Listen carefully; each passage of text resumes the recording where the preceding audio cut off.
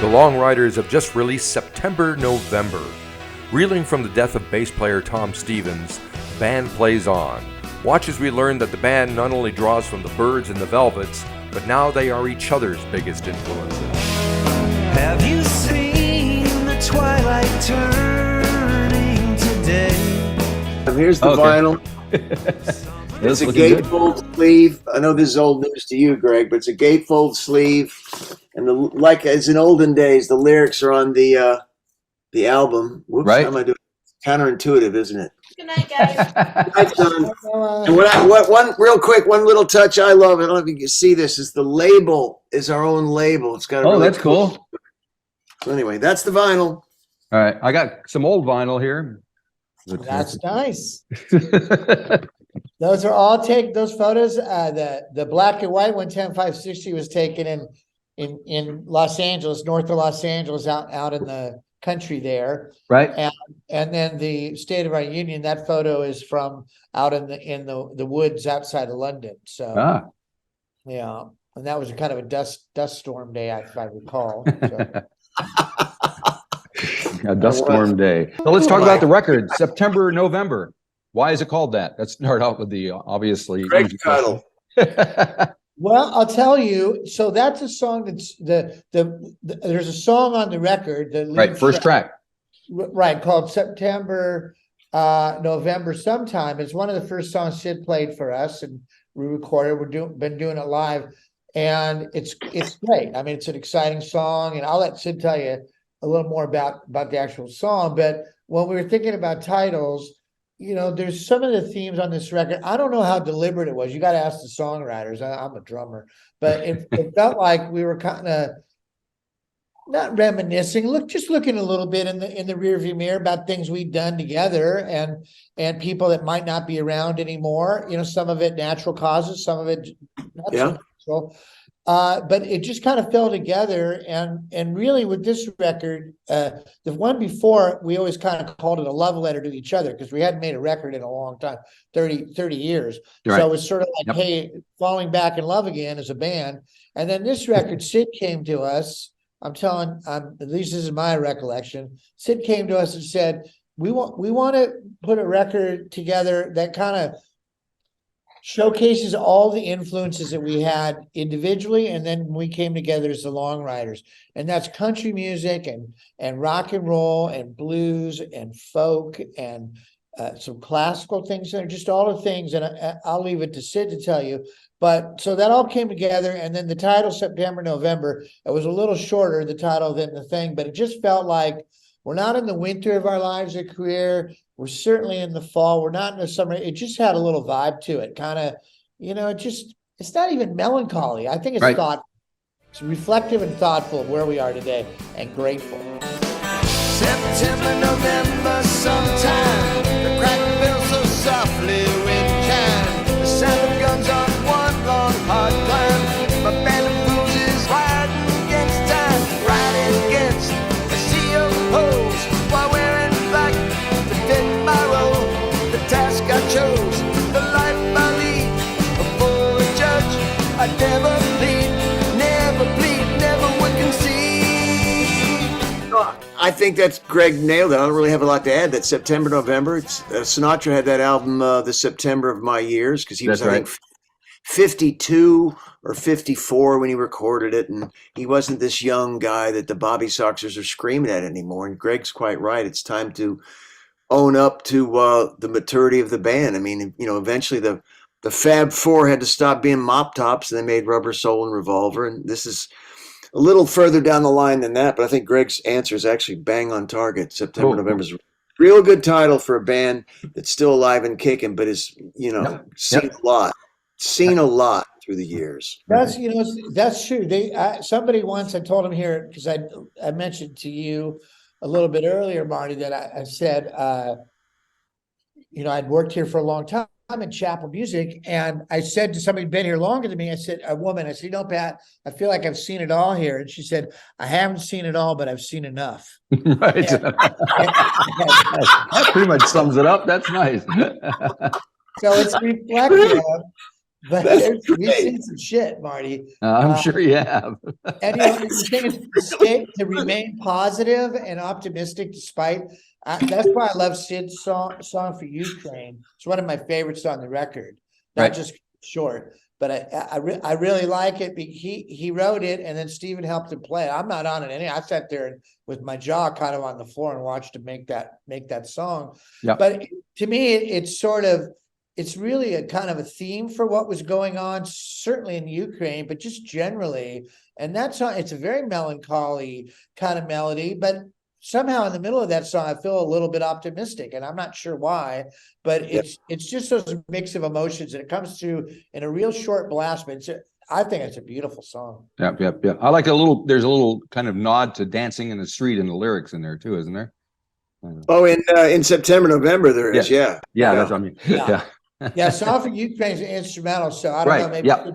Maybe sing some words in his head, but right. But I think that song is beautiful. I like that little tip of the hat too, to dance in the street. Yeah, that's cool. And you got some fiddle playing on both of those tracks. That same woman. Yeah, I figured so. The same woman, a lady named Karenza Peacock, who was in a bluegrass band with me. She's beyond talented, but bizarrely, she used to live near me, and now she lives near Greg. She works for Disney a lot of the time on soundtracks and sessions. She's freelance, but her main paycheck is Walt Disney. Gotcha. All right. Well, they got a few bucks behind him. She's a little bit more resourceful, but she's kind of our Scarlett Rivera. Oh, yeah. Watching the that Rolling Thunder Scorsese thing that he did on Dylan, and Scarlett's in it a lot, and she's fairly enigmatic and now gone. I mean, she didn't live a super long time. Yeah, that's nice. Yeah. But she was trippy, and Karenza she's a weirdo, man. That's a high compliment for me. She's incredibly musical, probably better than all of us, but she just kind of tucks in, and then poof, she's gone. It just shows up and plays on these records, and then maybe we play with their lives sometimes, maybe we don't. But I think she's a little mysterious. I like her a lot, and she made the record better. Right. Very good. So how did you guys put this record together? Because you're all over the place, and sadly, your bass player is no longer with us, which obviously is a major deal for you guys because you've been together for so freaking long. So, what was the mood like? What was the working process like for you? Well, one thing is, I was going through the tracks earlier today, and there's 3 songs left over from the sessions that are terrific. We recorded too much material, and we even had a 4th song of mine, another instrumental that I said, well, we're working poor Ed Stasian to the bone. Right. So it was I'm slightly not answering your question, but it was an incredibly fruitful session. I'm used to it. There's 3 songs in the can from this session alone that are finished, done, dusted, mastered, mixed, the whole thing. And it was the most fruitful time. We toyed with, again, not directly answering your question, we toyed with making a double album. Yeah. And I checked with Cherry Red, the label, and they said, no, that's tough these days to sell. Sure. So here we are. But man, it was fruitful. I mean, it was, the kind of nuts and bolts of it, Marty, was the way we've worked on the last record and this one, with and without Tom, was the guys would put songs together and do a little bit of collaborating. In this era where you could swap song files back and forth. On the last record, Tom and Sid worked together a little bit, and Sid and Steven, but like you said, since Tom has moved on to a bigger venue, it was just the 3 of us. So it kind of forced us to work together more than we maybe would typically. So Steven and Sid they wrote a little bit together. Sometimes they just finished each other's thoughts and sentences. There'd be something in, what rhymes with moon or June, and they'd send it together. But the ideas were there. And then I kind of, I'm sort of Switzerland, depending on the day of the week. So they said, and then because I am an A&R guy by trade, they sent it to me, and we'd kind of sift through them. And it's not as tricky. A&R is not as hard as people pretend to be. The good songs make themselves apparent pretty quickly, for whatever reason. And then they sometimes will reveal another layer when you start to record them. We'll go in there, and I'll have a plan in my mind, kind of drummer. I was taught a long time ago, the drummer's not the coach, but on the field, he's the quarterback. You kind of sit back there and watch the play go. Sometimes there's an audible. And, then I ask him the two most important questions any drummer will ask a band. Would you like this one to go too fast, or would you like it to go too slow? That's about all. And then, and then we dive in, and then you really see what it looks like. We used to play songs on the road for some time and bang them into shape, but that's not the kind of band we are anymore. So they reveal themselves in the laboratory, so to speak. And if we have too many of one thing, that'll start to make it clear. And we try to make a couple that the kids can dance to, as we like to say, and then some that talk about what's really on our mind. Right. And though Tom was not with us, we had a guy named Murray Hammond play on some of the songs, and he's on tour with us from the old 97s. Right. Solid guy, great guy, and honorary Long Rider. But Stephen played bass, and Sid played a bunch of different instruments. Everybody sang, and so they just started to kind of come together. And then it got to be real clear what this record needed to look like. But I will say Tom did cast his spell over it in a really positive way. The first night we were playing, I forget what we were cutting, and I looked up and I felt him so strongly next to me, Marty, and not in a frightening boo, Casper kind of way. Right. It was there's Tom, Right. One of our songs is called Tom Tom, and there's a line that he's over on the left side. He was always on my left side, which Right. stayed right, grooving on the left side in the engine room. And I felt him strongly with us. I think Sid would agree that he kind of floated through the sessions, and it doesn't sound like he played on it, but it feels like a Long Ryders record. Especially the final track is one that Tom wrote, right? Flying Out of London. The airport's like a ghost. Got a big wing in the sky.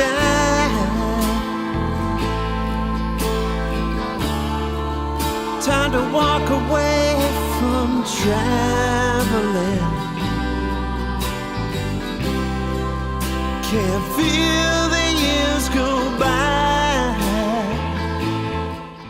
Yeah, he wrote, he sings it, and that was I noticed, when he died, and hindsight's 2020. When he died, I was going through his solo albums, and my friend's gone, and I noticed there were some songs that leapt out from his. Well, first off, some of his songs had songs that the Long Ryders had toyed with and never ultimately recorded, or released all the way through, like 17 Ways, which finally came out in a box set, and there's about 3 or 4 that we demoed and then didn't put on an album.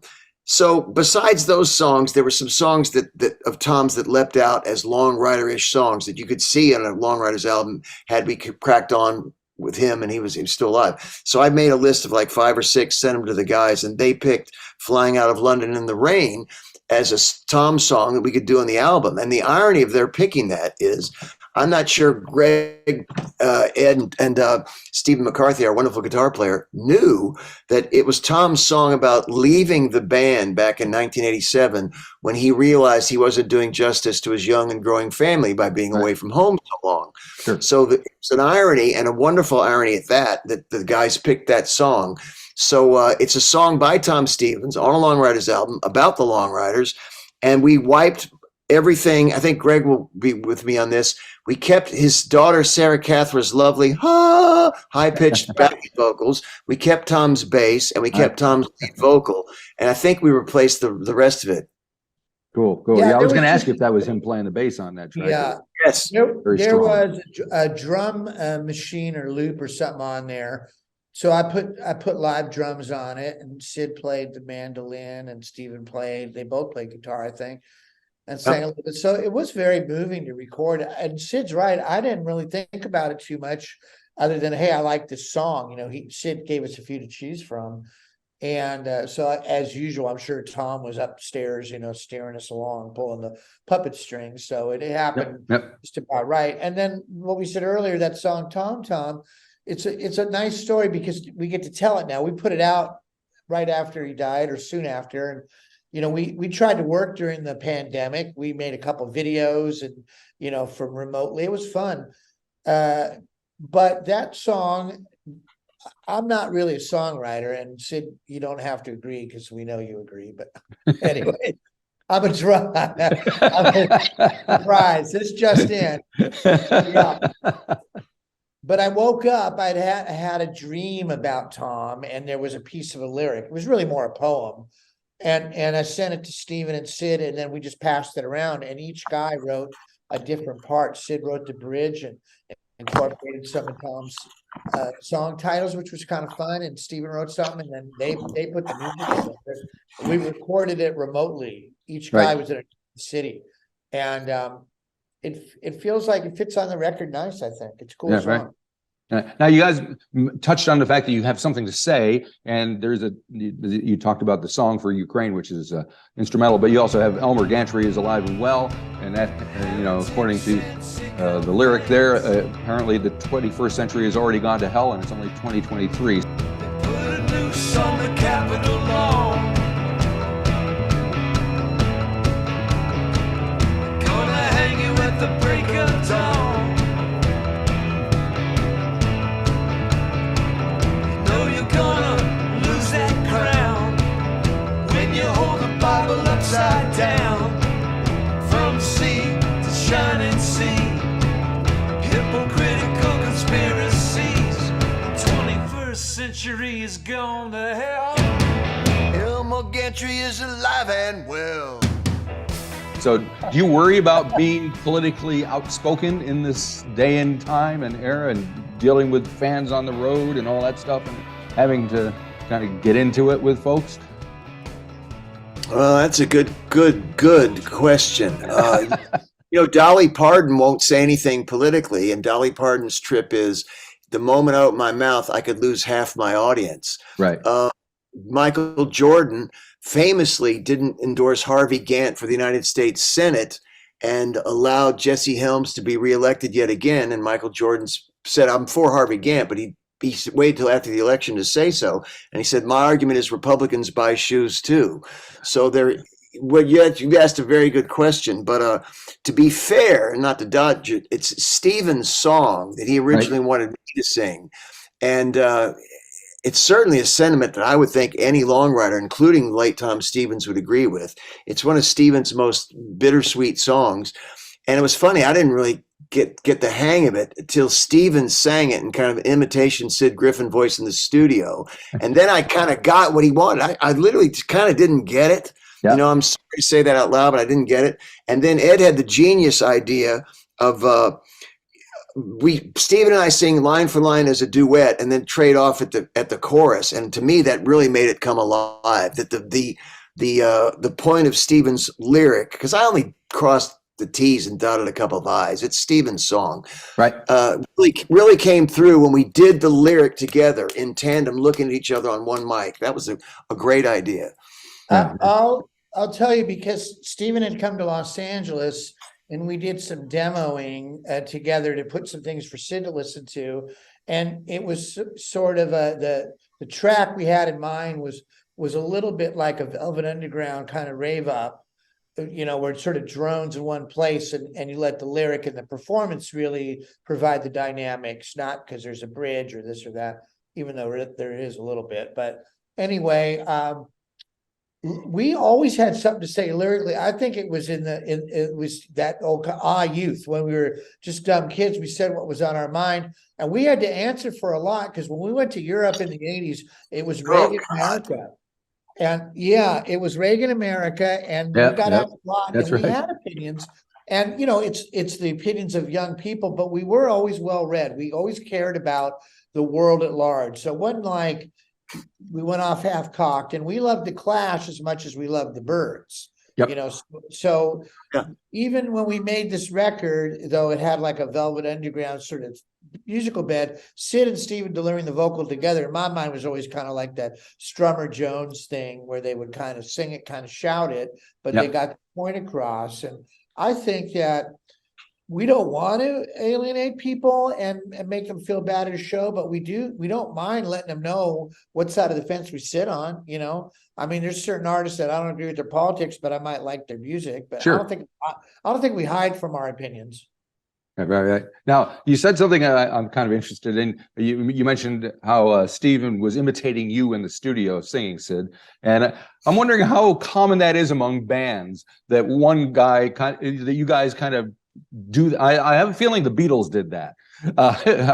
There was a song that Paul McCartney did called "You Gave Me an Answer" that sounds just like a John Lennon track. And I'm wondering, in a band dynamic, are you influenced by each other? Do you kind of take on roles that the other ones have and stuff like that? I would say so, because Stephen was saying, sing it like this. And I realized when he was singing outside his normal remit, where it was a lot more gritty and all this stuff. And I thought, well, that's basically me. And so that when that came together, it was a great idea. But direct answer to your question, yes, I think Stephen is a brilliant musician well, that's not in dispute. That's anyone would say that, but his songs have a lot of melody and a more McCartney-esque flavor. And someone was pointing out in Lennon's songs, they have a tendency to be a repetitive melodic note with only a few key dips. Well, that's kind of what I do. Right. Be that imitating John Lennon or being primitive. So sometimes if I want to expand the net and have something more melodic, I literally would think, well, how would Stephen do this? So I think in answer to your question, there's no question. But then again, I've been mostly exposed to the other guys in this band, other than a few bluegrass players. So of course you're going to be influenced by them. They're the guys I've seen and heard play so often, so many times down through the years. I mean, sure, of course. Yeah. Actually, that is exactly it. You end up being each other's biggest influences, and it takes you a long time for you to be comfortable to admit that, because when you're kids, you're competing all the time, in a good way. But it's like being on the same team. You want, everybody wants the ball, and everybody wants to shoot, and the other guy's good, but you kind of think you might be better, but maybe and some days you're not. So that's the push and pull of the band. And as you get older, you start to embrace it. When you start to hear people like Keith Richards say, "Oh, how much he loved Charlie Watts," or McCartney or Harrison, in making their solo records, and they wouldn't have anybody but Ringo do it, or George play guitar for. They all loved each other. Part of it is familiarity, it's your siblings, and part of it is you do know what each other is really good at or not so good at. Yeah, well, I think what we learned a lot from watching that Get Back documentary of the Beatles, and that explained a lot. And you could see that coming through, no matter who was in the studio with them and what the song they were working on and whose it was. And especially Ringo as a superstar, as far as drumming. That's what it's like to be in a band. I mean, it is the Beatles, but we used to talk about that because we always had video cassette that movie, and it's what it feels like to be in a band, and whether it's millions of dollars or hundreds of dollars that you get stressed about, or whether it's John Lennon singing or Sid Griffin, who stepped on whose part, or whose dopey girlfriend was at the studio. But you also, at the end, they love each other and probably accept each other more than people realize. But the outside issues start to weigh on you, attorneys, managers. It's not even their fault necessarily. And watching young boys turn into young men, they just changed. Yep. It's instructional, I think. Yeah. So you guys are hitting the road in May. You're going to UK and Europe and whatever. That'll be the first leg of what I hope is about a 3-leg tour. We can do about 3 weeks, and then there's responsibilities of various to bring us home. And I think 3 weeks is about right. You go out for much longer than that, people start arguing over who spilled the diet soda pop and stuff. Just superficial stuff becomes really important. And but I for one really look forward to it. The last few shows we played, we did this Outlaw Country cruise, Sirius XM cruise that Greg alluded to, and then we did 3 or 4 shows in the state of California. And I had a blast. I mean, I heard a new dynamicism in the band. Stephen did this one great moment where we were playing really well at Pappy and Harriet's, and he's holding a Telecaster. I thought, another Telecaster, brilliant Telecaster solo from the Thinking Man's Clarence White, Steve McCarthy, and he twisted the knob, and I think put the pick in his mouth, went over to his lap steel, which was set up, hit the volume really quickly, and played the solo on the lap steel, which not only was a wonderful surprise and a beautiful musical moment, because obviously a lap steel with the tension of the tuning and the tenor of the strings is very different from an electric guitar. It visually looked great, and he was winging it, improvising it. And I thought, God, there's really a lot of life left in the Long Ryders as a live ensemble. A lot of surprises left, and I think that was a real. There were other moments. That's my favorite. Right, but I think right. yeah, Cool. there's life in the old gray mare. Cool. So is there a chance of one of your three legs coming in down to the southern hemesphere anytime soon, do you think? Let me answer that really quickly, Greg. I'm sorry to interrupt. I have great hopes. We have a real Japanese. When I say the word real, I mean real, like not someone's Uncle Leo who's wanting to play a party. We have a real Japanese promoter who I'm talking to these days. We have the great David Williams in Australia, talking about Australia. And I have all people, my old buddy, I guess Greg knows him well, Lincoln Myerson used to run McCabe's, and he's now in New Zealand with my friend Mick Crouch of Rhino Records. And the two of them are in informal talks with me to get us to play New Zealand. Woohoo. And I'm going to move the heaven and the earth to get down there. And, it'd be a legitimate thing. It's not coming to play a Andy's Kebab Hut, but whatever the legitimate indie gigs are in New Zealand, I'm working on it now. And we have believe it or not, we have an amazing Americana scene here. So, no, I know all about it. So, it all makes sense. We're going to wrap things up. Greg, I'll let you close things out, please. Well, we essentially at our core, we're always a live rock and roll band. That's how we started. We started in the garage. We still play in the garage. And we learned how to make records after many years, and they're very different pursuits. One is they lift up each other, but they're different. So after 40 odd years, not in a row, but that's from when we started over 40 years ago, to still enjoy being together and still make, we think, exciting music that people can relate to. What a gift. So our goal is to stay together. It's an experiment now. Let's see how long this thing goes. Yep. And so far the only way out of this band has been in a pine box, bless Tom's heart. So we'll just keep going until something else happens. And I think the G word, grateful, really. Very good. All right. Thank you guys for spending so much time with me. Good luck with the record.